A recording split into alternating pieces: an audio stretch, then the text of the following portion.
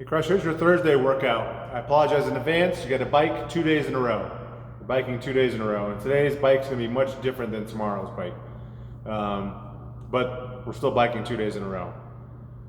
So first thing we're going to do, well, first remember, Saturday is the 22 workout. We don't have a 7 a.m. class. We don't have a 9 a.m. class. We have some heat times available in some of the slots that maybe if you show up, you can get into a heat. But the best thing to do is to make sure you RSVP for a heat and arrive at least 20 minutes prior to that heat so we can get warmed up, because the heats are going to start right on time. There's going to be no delay in those heats. That way we don't back up the schedule and get backed up throughout the day. Today's workout, we're going to warm up, and we're only going to take 10 minutes to find this heavy version of a deadlift, because I think it's going to tax your lower back more than normal. So I don't want to give you a whole lot of time. I don't want to give you a whole lot of chance to get really heavy with it. But you're going to find a deadlift where you pause 3 seconds at your knee, or just below your knee. So you can pick the barbell up a little bit, a couple inches off the ground. You're going to pause at your knee for 3 seconds. Have somebody count for you.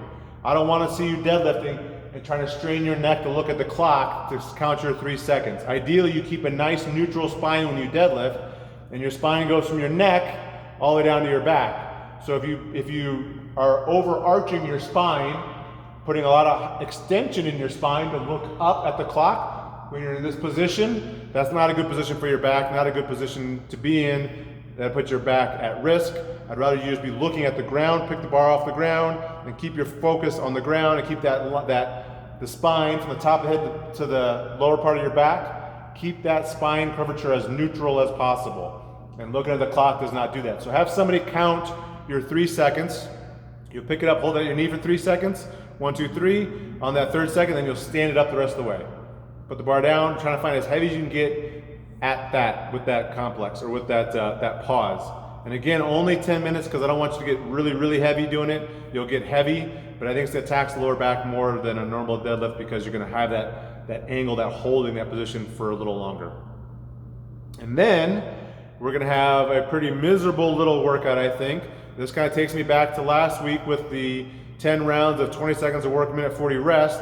This might be just as bad, albeit you can kind of dial it back because it's going to be a longer window. 20 seconds, you can just do pure power as much as you can for 20 seconds and just empty that tank, and then it kind of replenishes a little bit. This is going to be 4 rounds, not 10, 4 rounds, 2 minutes of work, 2 minutes of rest. The 2 minutes of work are for fit performance. I think it's 20-15 calorie bike buy-in in that 2 minutes. So you bike 20 calories or 15 calories.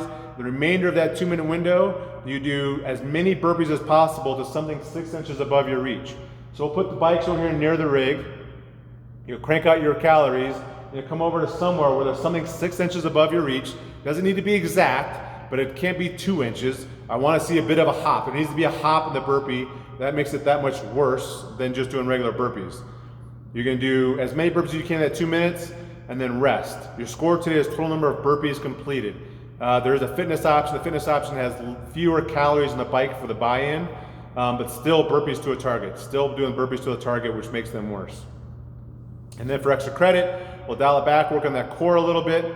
The core is not just your abs, but also the backside of your trunk is your core.